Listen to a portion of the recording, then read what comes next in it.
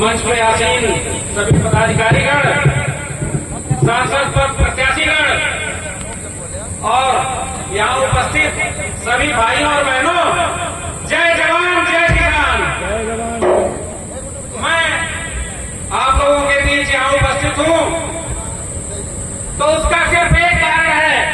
यहाँ पे बहुत सारे लोग आए और सबने चाहे गीतों के माध्यम से चाहे अपने बातों के माध्यम से सबसे समाज सुधार की बात कही। बातें सबकी कमोबेश एक जैसी होती हैं, कहने का तरीका अलग अलग होता है। कोई कोई बातें किसी अधिकतर लोगों को पसंद आती हैं और कई सारी बातें अच्छी होते हुए भी लोग उस पर ध्यान नहीं देते हैं।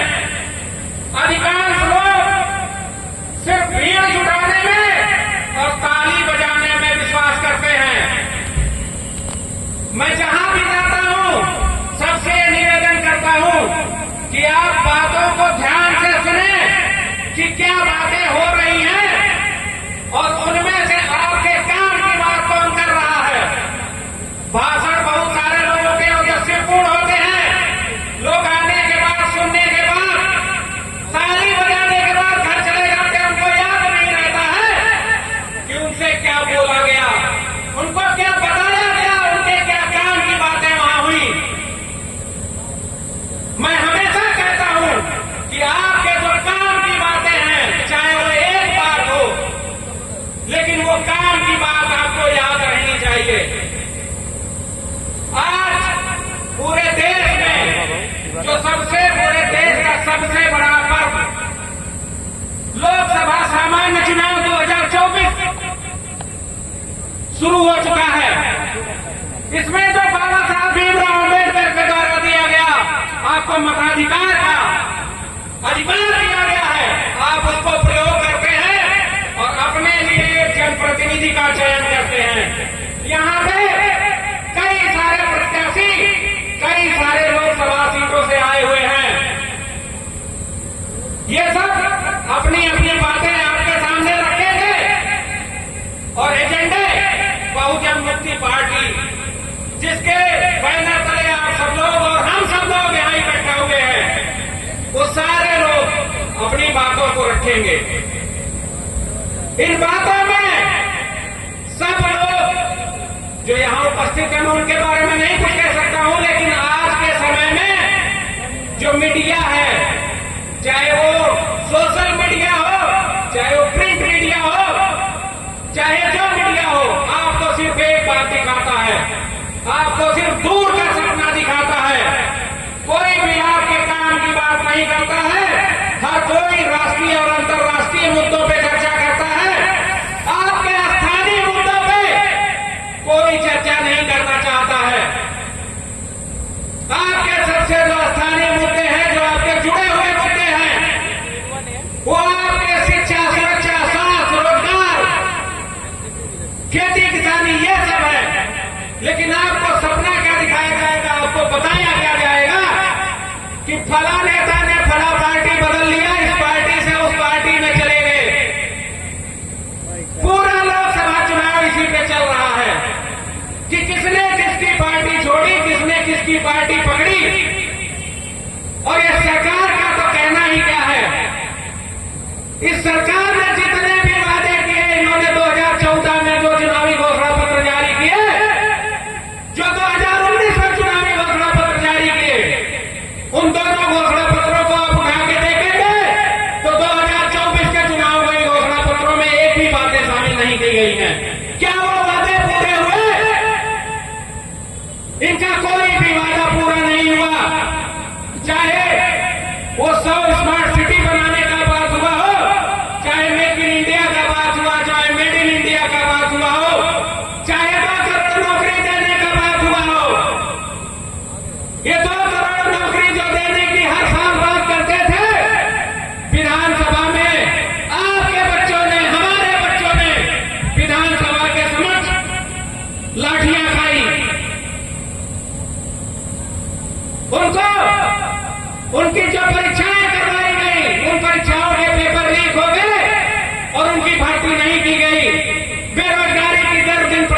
बढ़ती जा रही है, महंगाई दिन प्रतिदिन बढ़ती जा रही है। और आपको बताया क्या जाएगा, आज चर्चाएं सिर्फ क्या हो रही है कि लोगों को 2000 रुपया मिल रहा है, 5 किलो राशन मिल रहा है, इसके अतिरिक्त कोई बात नहीं होती है। किसी के पास विकास का रोड मैप नहीं है, कोई ये नहीं बताता है। लंबे लंबे भाषण चलते रहते हैं, लेकिन कोई ये नहीं बताता है कि विकास हम करेंगे किस तरीके से। 5 किलो राशन बांटने से, 2000 रुपया बांटने से, 8000 रुपया बांटने से विकास नहीं हो सकता है दोस्तों। विकास तभी हो सकता है जब आपके हाथ में पैसा हो, आपके हाथ में काम हो। आपके हाथ में काम होगा, आप पैसा कमाएंगे, आप पैसे को खर्च करेंगे, एक इकोनॉमिक चेंज चलेगी। एक इकोनॉमिक चेंज चलेगी जब देश का हर आदमी विकास करेगा, देश अपने आप विकास करेगा। किसी को यह बताने की जरूरत नहीं पड़ेगी कि विकास मैंने किया है। विकास में हर किसी का योगदान तभी हो सकता है, विकास की गंगा तभी बह सकती है जब देश का हर नागरिक उसमें सहभागिता निभाएगा।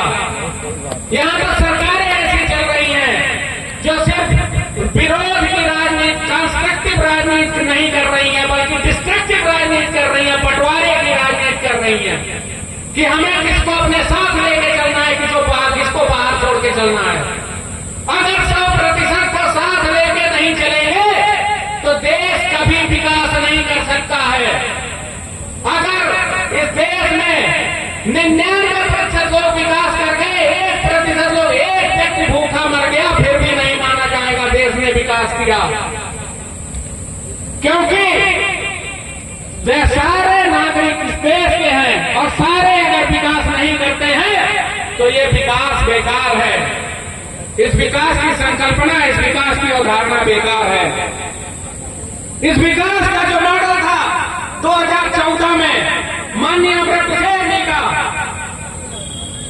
सेन जी का मॉडल चला करता था, लेकिन आज के समय में यहां पे जगदीश भगवती जी का मॉडल चलता है जो पूर्ण रूप से पूंजीवादी मॉडल की संकल्पना को से प्रेरित है।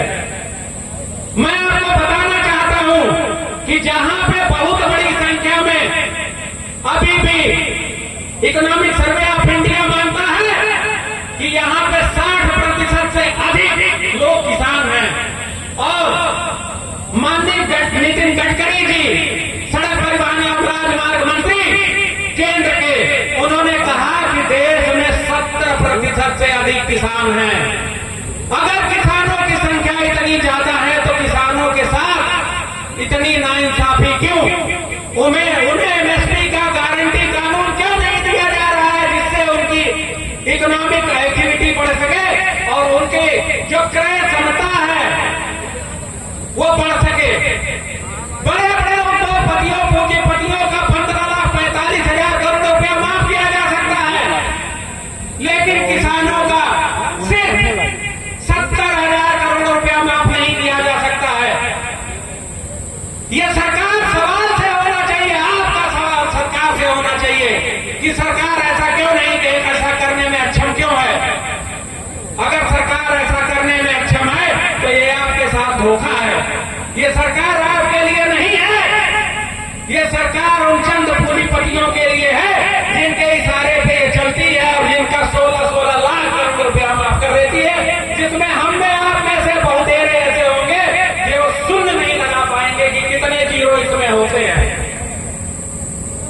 इसके साथ ही साथ मैं एक लोकल की बात और करूंगा कि यहां पे उत्तर प्रदेश में कोरोना योद्धाओं की भर्ती की गई। जब कोरोना का समय आया, महामारी का समय आया, जब यहां पे अस्पताल खुलने चाहिए थे तो सरकार मंदिर खोलने पे बसती और भारी संख्या में लोग मरे, हमारे आपके बीच के लोग मरे। उसके बाद सरकार ने उनके सेवा के लिए कोरोना योद्धाओं की भर्ती करी और उन कोरोना योद्धाओं की भर्ती ठेके प्रथा पे करी।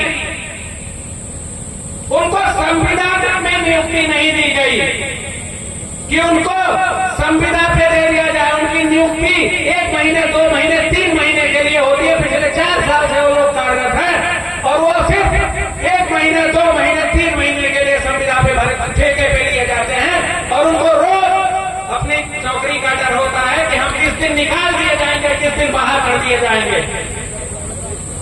इसी तरीके से हमारे यहाँ 50,000 जो पुलिस कर्मियों की भर्ती होनी थी, जिनमें सरकार ने ऐसा आरोप लगाया सब लोगों ने कि सरकार ने खुद पेपर लीक करवाया और खुद उस परीक्षा को रद्द कर दिया गया।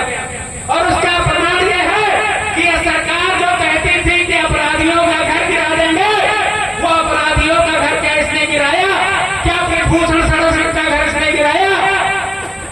क्या इसने पेपर लीक करवाने वालों का घर गिराया?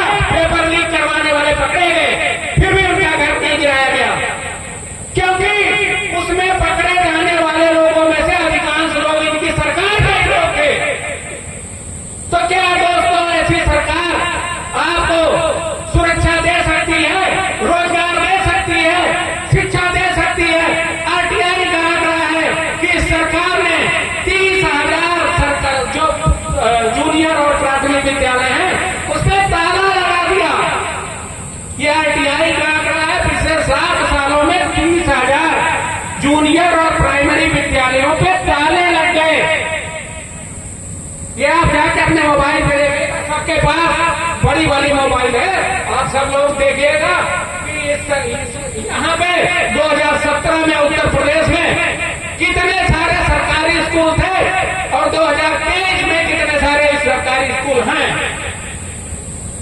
लेकिन सरकार, जैसा कि अभी सबने कहा कि यहाँ पे हमेशा जो क्रांति होती है, जो लोग अपनी विचारधारा को रखते हैं, जो परिवर्तन चाहते हैं, वो कैसे जो समाज सुधार करना चाहते हैं, समाज सुधार में सबसे बड़ा बाधक जो है, वो सबसे बड़ा बाधक है नशा मुक्ति। और यह सरकार हर नुक्कड़, हर गली पे, चाहे वो आपकी गली हो चाहे हमारी गली हो, सब में ठेके खोल रही है, जिससे हम और आप सिर्फ नशा करें, इस सरकार से सवाल ना करें, हमारे आपके बच्चे पढ़ने ना जाएं, जो पार्टियों की रैली हो उसमें झंडा उठाए, बेरोजगार रहें, परेशान रहें। और यह सरकार, जो भी सरकारें आती हैं, लूट खसोट करती रहे और आपके हमारे बच्चे या तो शराब पिए या तो नशा मुक्ति केंद्र जाएं। आपको यह विचार करना होगा कि यह सरकार जो दिन प्रतिदिन ठेके खोलती चली जा रही है, वो ठेके बंद कैसे होंगे? यहां सब लोग आएंगे, सब लोग कमोबेश एक बात करेंगे कि समाज सुधार के सबसे बड़े क्रम में नशा मुक्ति होना चाहिए। हमारे देश के प्रधानमंत्री माननीय नरेंद्र मोदी जी, उन्होंने गुजरात में शराबबंदी करी और पूरे देश के प्रधानमंत्री होने के बाद उन्होंने नशा बेचने वालों से चंदा लेके सरकार बनाया। गुजरात के पोरबंदर में, गुजरात के मुंद्रा पोर्ट में हजारों किलोग्राम हेरोइन और ड्रग्स पकड़े जाते हैं, लेकिन उस पर कोई कार्रवाई नहीं होती है। हमारे आपके पड़ोस में मैंने देखा कि यहाँ पे तमाम सारे ऐसे मुकदमे लिखे गए हैं जिनमें 10